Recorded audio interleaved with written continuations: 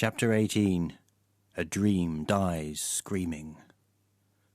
Bond blinked against the sweat that was soaking down through his eyebrows and twisted his head to look up at the laser turret, just visible above the curve of the globe. The US shuttle was now at its mercy.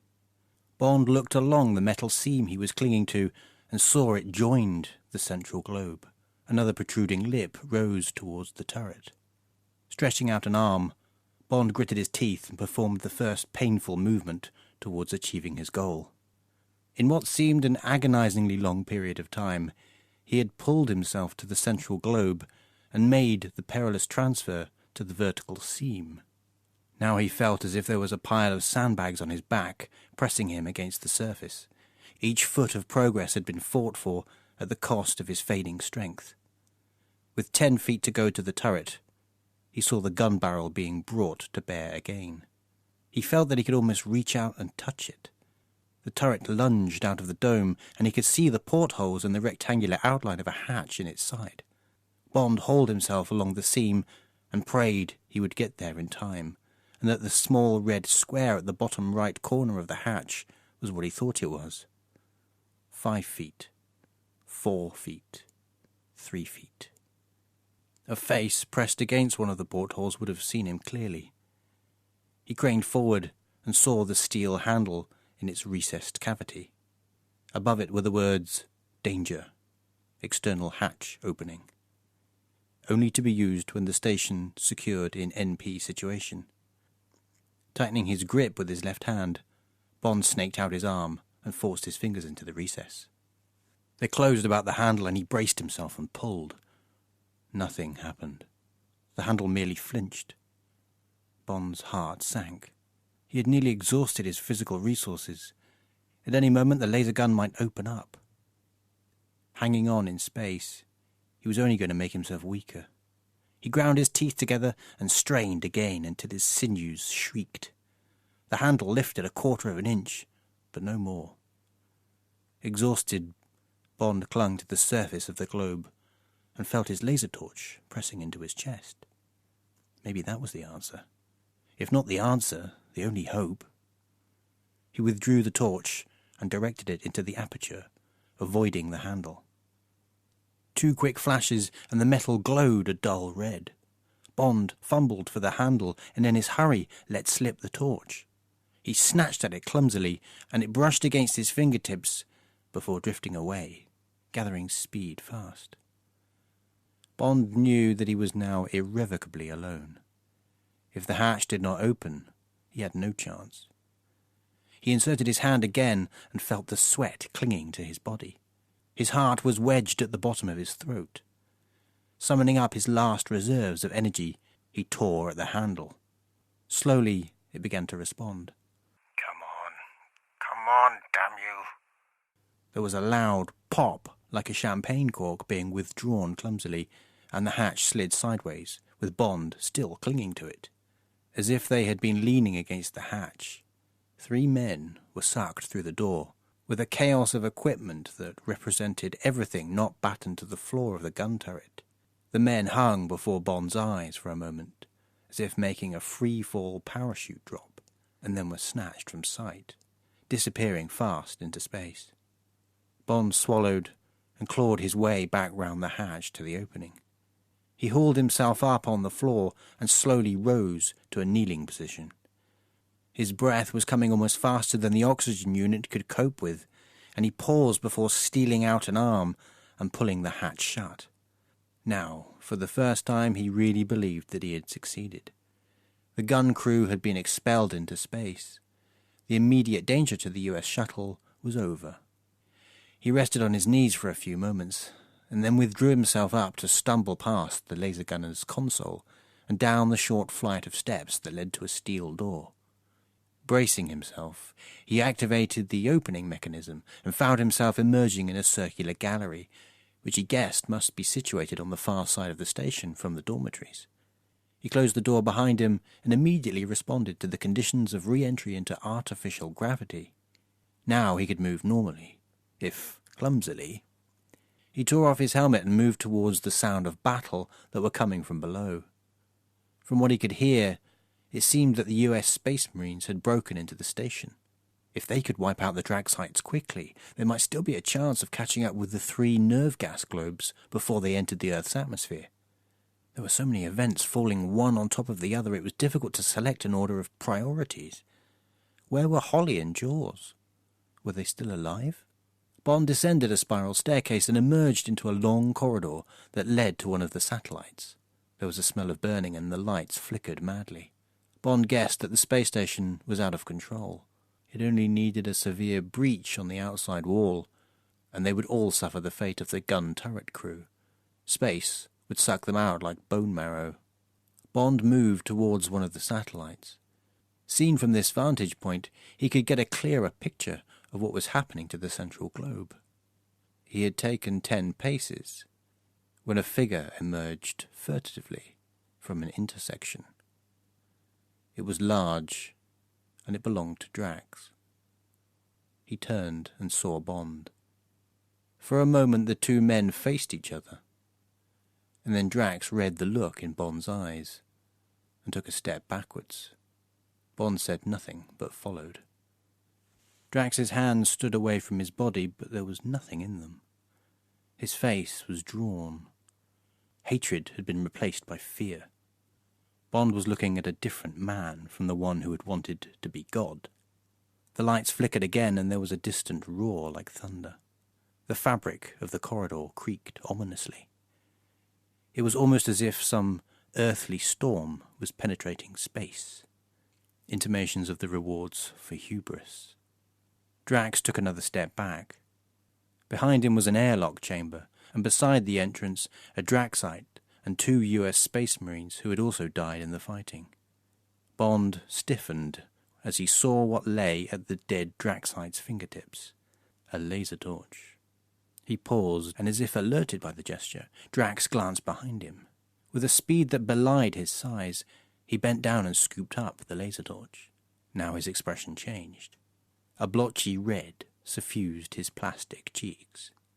His distorted eyes leered triumphantly. "At least I will have the pleasure of putting you out of my misery." He began to raise the laser torch, and his words were charged with cruel mockery. "Desolated, Mr. Bond." Bond began to raise his hands, as if in a gesture of abject submission. Then, with a sharp crack, a vent appeared in his gauntlet. Drax clutched at the left side of his chest.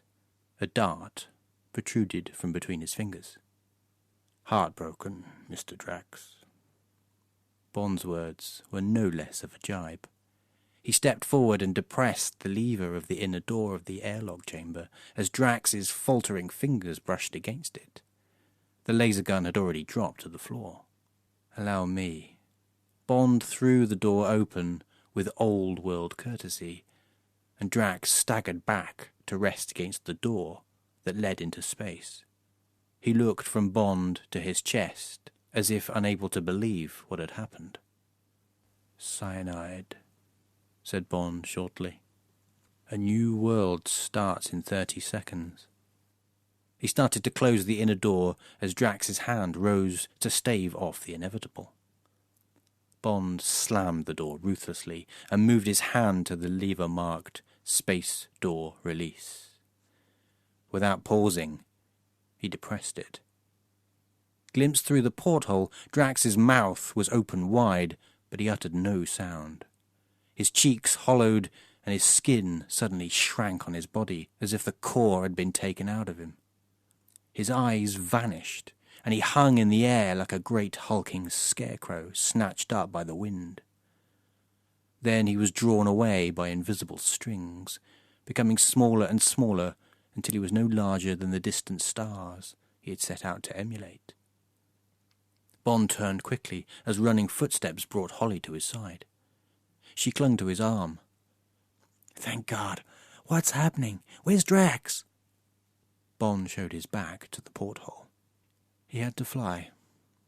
There was another eerie sound of metal under strain. "Come on, so have we." He started to move back towards the central globe when a US Space Marine appeared in the doorway. He saw Bond and raised his laser gun. "No!" Holly threw herself forward. "Dr. Goodhead?"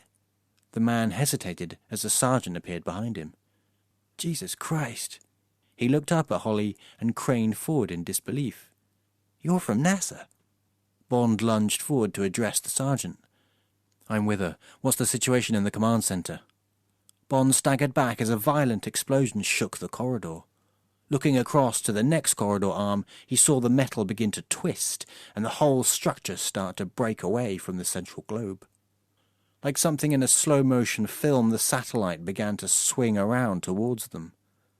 The corridor ruptured, and there was an ear-splitting scraping noise as metal ground against the top of the buckling corridor they were standing in. The huge mass of the severed satellite shut out their view of space, and then scraped clear and spun clumsily into the darkness. "Get the hell out of here! Back to the shuttle!" An officer lurched past, shouting at the top of his voice. The sergeant looked as if he had no desire to hang around. "Are you coming? We're docked on one of the satellites, if it's still there." Bond looked around him desperately and turned to Holly. "There's still those 3 nerve gas globes. We can't just leave them." "What can we do?" Her voice was a shout. The corridor was beginning to bend. The sergeant had disappeared. "There must be somewhere we can destroy them before they get to the Earth's atmosphere." "James, look!" Holly grabbed his arm and pointed out of the window towards the command satellite. Moored against it was a Moonraker with a figure 5 on its side. Drax's shuttle. "It's armed with a laser gun. He showed it off to me after I was captured." "You think we could use it against those nerve gas globes?" "What other choice do we have?" As if to provide an answer, the corridor arm groaned under stress, and all the lights went out.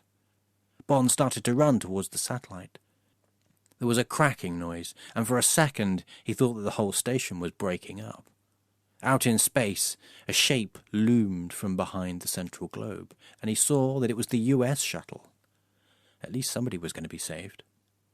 Bond threw his shoulder against the door leading into the satellite and prayed that the closure around the airlock chamber of the Moonraker had not broached. After 2 steps into the chamber, he could still stand on his feet and breathe air. The thin barrel of the laser gun emerged from the nose of the shuttle. Bond pulled back the hatch to the control chamber and dived across the seats. Holly scrambled in beside him and reached for a safety strap. There was a violent upheaval, and Bond's head hit the cabin of the roof. The satellite lurched as if it had struck something. Bond knew that at any second, the whole corridor arm was going to break off. If they did not get away immediately, they would join it, spiraling crazily into space. Holly jabbed at a switch, and then jabbed again. Lines of tension cut deep into her face. "What's the matter?" "It's the docking system. I can't disengage it. It must be jammed." Bond swore and activated the exit hatch on the side of his cabin. As it slid back, he jumped out and moved to the access hatch of the Moonraker. The whole binding rod assembly had been jerked sideways and was now buckled in its setting so that the thick metal pincers would not open. They stuttered feebly like the mouth of a dying fish. Bond dropped to his knees and tried to pull them apart. A second's effort told him he was wasting his time. Behind him there was a sharp crack, like an ice floe beginning to break up. Bond's forehead was lathered in sweat. Fear ran through him like a fast-moving current. He turned to see if there was anything he could use as a lever. Almost opposite the nose of the Moonraker was a turntable launching ramp, bearing one of the globular space carts. Bond turned again and found himself face to face with Jaws. There was a trickle of blood running down from the corner of his mouth, and his clothes were torn. His eyes were those of a wild animal caught in a car's headlights. Bond waited for the man to act. Was it going to be life or death? Jaws looked at Bond, and then down to the binding rods. Without a gesture, he lumbered forward and sank to his knees. His huge hands closed on the metal bars, and he pulled until the veins stood out of his forehead like pencils. One 2-inch bar rose from its setting, and Jaws dropped his head and closed his blood-stained teeth around it. There was a harsh, grating noise, and Bond saw the steel teeth slowly bite through the metal. It snapped, and at that instant the satellite dropped 10 feet. Bond was thrown backwards. He rose to find that although one of the binding rods was free, the fall had caused the airlock securing assembly to wedge deeper into its housing. Jaws tore at it with his hands, but could not separate the Gordian knot of twisted metal. Bond joined him, but their combined efforts quickly proved that the task was beyond human strength. Jaws rose, breathing heavily, and pressed his hands against the structure of the Moonraker. He pushed and looked to see what was happening to the metal housing. There was a faint upward movement. Jaws looked round the satellite. The cracking sound was now continuous, as if a crevasse was opening up. Jaws pointed to himself and gestured towards the space cart. Then he pushed Bond towards the door of the Moonraker.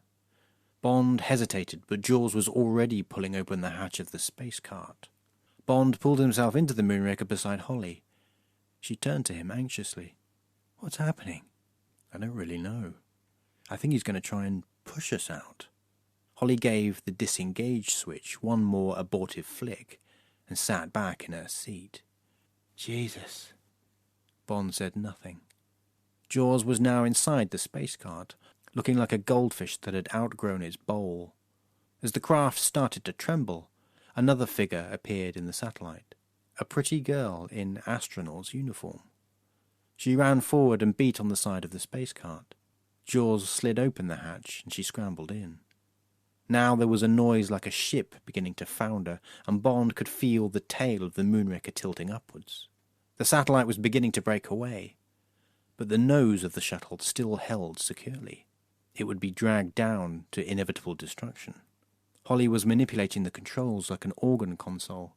The space cart started down the ramp as if fired from a gun, and there was a crash that jarred Bond sideways, and then back in his seat. He glimpsed Jaws' face pressed against the screen of the space cart, and then felt the whole structure of the Moonraker jerk sideways. Suddenly the satellite dropped away, and he was looking across the infinity of space towards 1,000,000 stars. Beside him, Holly whooped her delight. "We're clear! We're clear!" Bond looked to his right and saw the central globe of the space station folding in on itself like a deflated football.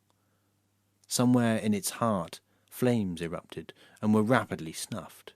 The remaining satellites were breaking away, carrying their buckled corridors with them. As they fell through space to enter the Earth's atmosphere, they began to glow red. One disintegrated into a meteor shower. Bond twisted his head and searched for the satellite they had just left. Had it carried Jaws and the girl to their deaths? Holly moved the control lever and tapped Bond on the shoulder. "Over there." Bond turned and saw that Holly had brought them round on a course almost parallel to that of the space cart, with a large dent in its nose and its laser gun twisted up against the cabin window like a windscreen wiper. Behind the window was Jaws, an expression of dogged concentration on his face as he grappled with the controls. The pretty girl looked over his shoulder. Holly shook her head ruefully. "I don't know if that craft is capable of re-entry." Bond smiled. Jaws is capable of re-entering anything. "How far is it to Earth?" "About 100 miles. "He'll be home before we are." His face suddenly became grim. "If there's anything to come home to." Holly said nothing but flicked on the radar scope. She knew what Bond was talking about. Out in space, there were still 3 nerve gas spheres. Unless they were found and destroyed before they re-entered the Earth's atmosphere, 300 million people would die, which could spark off an atomic war that would destroy the rest of humanity.